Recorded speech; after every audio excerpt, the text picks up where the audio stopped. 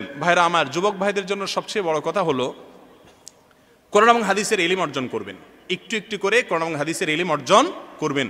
একটা সংক্ষিপ্ত ব্যাখ্যা আলা কোরআন নেবেন, একটু একটু করে পড়বেন। একটা হাদিস রাখবেন, হাদিস গ্রন্থ রাখবেন, রিয়াদুস সালিহিনটা রাখতে পারেন, একটু একটু করে পড়বেন।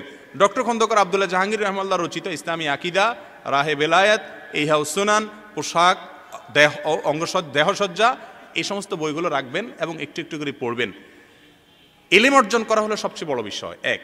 দ্বিতীয়ত হলো যারা কলেজ বিশ্ববিদ্যালয়ে আছেন তাদের সামনে নাস্তিক্যবাদের চ্যালেঞ্জ, সংশয়বাদের চ্যালেঞ্জ আছে, সেগুলো থেকে বাঁচার জন্য আরিফ আজাদ আছে, ডক্টর শামসুল আরিফিন আছেন, অনেক লেখকরা আছেন যাদের লেখাগুলো ইমানদারদের বিরুদ্ধে সংশয়গুলো যে নাস্তিকরা তৈরি করে সেগুলো দূর করার জন্য সহায়ক হয়, সেগুলো পড়বেন।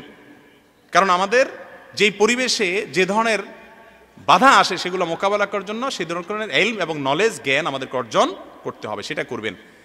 আর 3 নম্বর পরামর্শ হলো ভালো সঙ্গীদের সাথে থাকবেন। খুব কঠিন একটা সময় যাচ্ছে ভাই, চতুর্দিকে গুনাহের হাতছানি।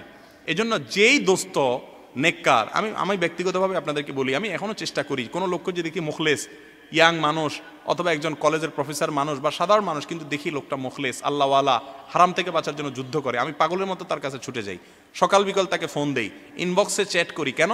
উদ্দেশ্য যে তার সাথে যোগাযোগ থাকলে আমি মুত্তাকি হতে পারবো।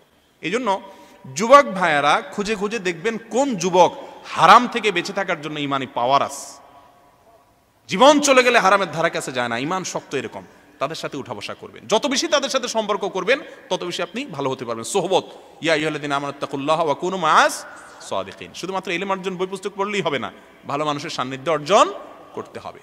আল্লাহ তাআলা আমাদের ঈমান আমলকে হেফাজত করুন। আর খুব বেশি দোয়া করবেন। ফিতনার যুগ ভাই, ওয়াজ করা অনেক সোজা, ওয়াজ শোনা অনেক সহজ, আমল করা অনেক কঠিন, আর শেষ পর্যন্ত আমল ধরে রাখা আরো কঠিন। এই জন্য আল্লাহর কাছে পানা চাইতে হয় সকাল বিকাল। নবী সাল্লাল্লাহু আলাইহি ওয়াসাল্লাম দোয়া শিখাইছেন, এত দোয়া, হেদায়েতের দোয়া, ইহদিনাস সিরাতাল মুস্তাকিম, আল্লাহুম্মা হদিনা, সারাদিন দোয়া। এই জন্য আল্লাহর কাছে কেমন বাক্যে দোয়া করবেন। এই কাজগুলো করলে ইনশাআল্লাহ ফিতনার যুগে আল্লাহ তাআলা আমাদের